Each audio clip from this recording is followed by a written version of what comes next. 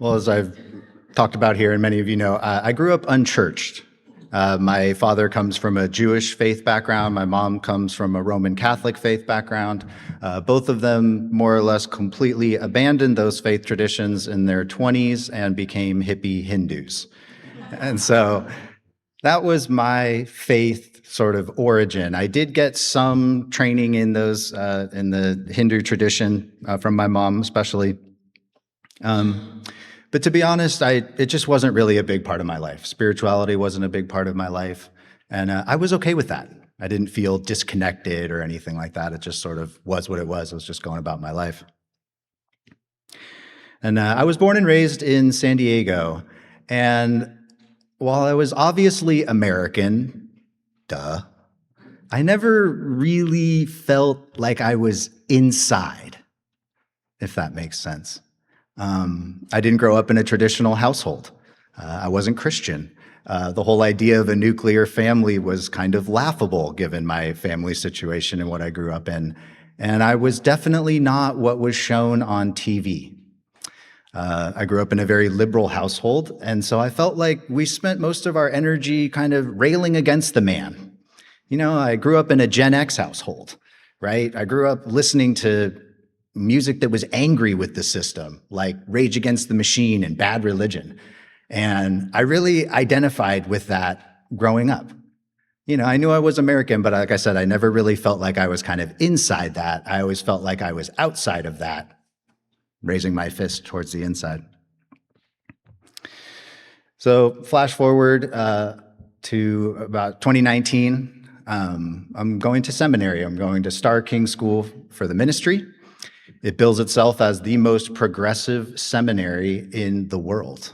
And it's a Unitarian Universalist identity seminary for those that aren't familiar with it. And when I was there, I received 2 invitations firmly, we'll call it. One of them was to really examine my place in American society. Like I said, I kind of always saw myself on the outside of that. But when I got to Star King, I realized that of my classmates, I was probably the most inside person there by a mile. And it was kind of an uncomfortable place to be honest, because I really didn't identify with it. You know, 60 years ago, I wouldn't have been considered white even, just given the background of my parents. And so for me, it just really didn't resonate, but I was learning there, of course, that I was benefiting from this culture that I was seen as part of, right?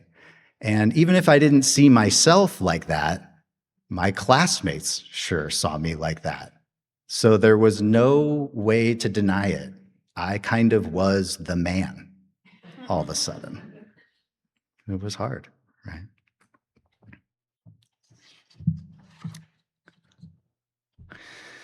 The second invitation came in a sort of like an exploring your spirituality class that they had. It was really big on ancestor worship, which I love. And so they're, again, the very sort of firm invitation, you know, keeping in mind too that, like I said, I grew up unchurched. And so in a lot of ways, my faith and my spirituality is very much informed by my Unitarian Universalist conversion that occurred, you know, 10 years prior, right?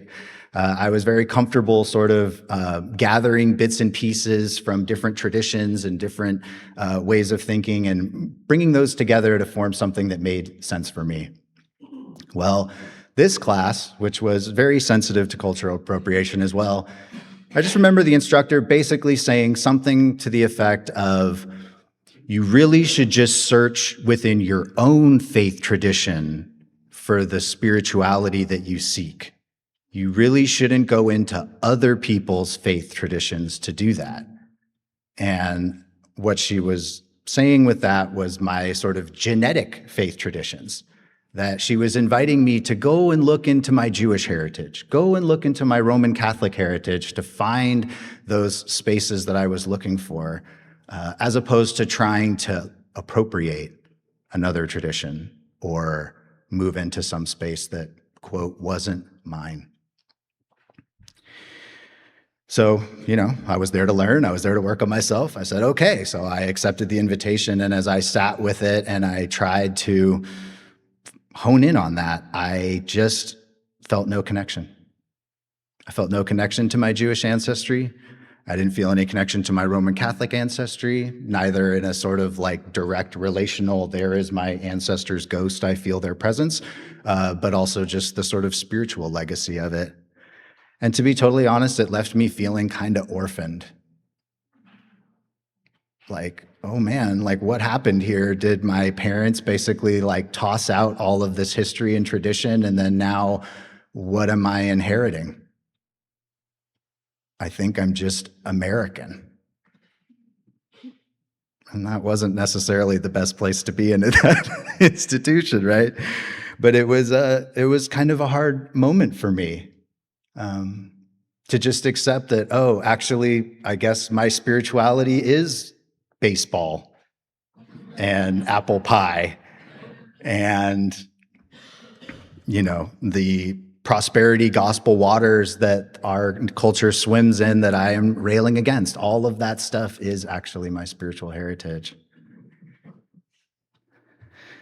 So as I held with all this and I kind of continued to allow it to evolve within me and move within me, it actually became a very beautiful part of my ministry and a very vital part of it. I'll mention two things about it. The first is that, as I went through seminary, I had to figure out what was important about Unitarian Universalism to me. Why am I pursuing this? And really the thing that came to mind for me was the big tent. The most important thing about Unitarian Universalism for me is the big tent, the idea that we are all welcome in these spaces. And let's be fair, that's a totally American ideal. We don't always live up to it, but it is an American ideal. And Unitarian Universalism, in a lot of ways, is an American religion in that way. And I don't just mean the big tent, only for socioeconomic, diversity or racial diversity, but I mean also welcoming all of us in our wholeness, finding those parts of us that transcend the characteristics and the demographics. Do we hold a big tent open for people who have dealt with trauma, for people who are grieving, right? How do we hold the space for everyone to show up in their fullness? And that is absolutely vital and central to my ministry, and I can't divorce that from my American background. The second thing that came was that I believe that systems are reformed from within.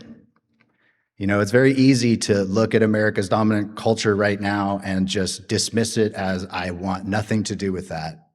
But I don't feel that call. I feel a different call in my ministry, which is how do we reform it?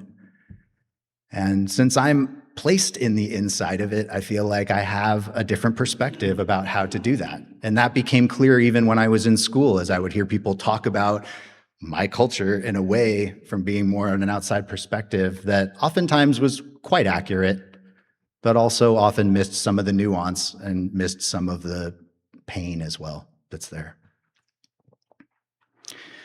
My mentor says that wisdom is not wisdom until we include where we've been with where we're going. And I feel like on the eve of this birthday of ours that we just had 250 years celebrating, I feel like we have a really beautiful opportunity. We hold this big tent, which doesn't depend on these traditions of old. And so I think what we have now is an opportunity to figure out how to meet people right where they are in their fullness and in their wholeness. Not as people defined by you come from this country or this place, but when we all come together, what does it mean to just connect as a human? So that's my invitation for you all too. For you think you're on the inside, think you're on the outside. The bottom line is we're all Americans. We're all part of this great big experiment. And so my prayer for us is that we find those ways to meet each other right where we are. May it be so.